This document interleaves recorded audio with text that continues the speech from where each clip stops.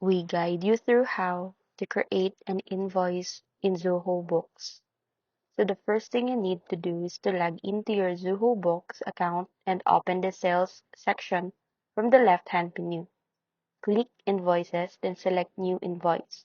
Choose the customer you want to bill or add a new customer if they are not listed. Next, select the invoice date and payment due date under the item details. Choose the product or services you're billing for.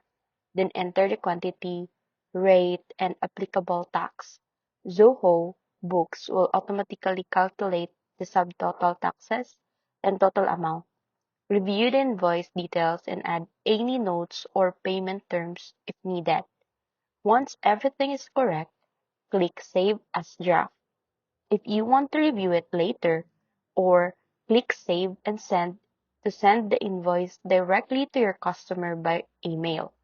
You can also preview the invoice before sending it. After sending, you can track its status, view payments, and follow up on overdue invoices directly from Zoho Books.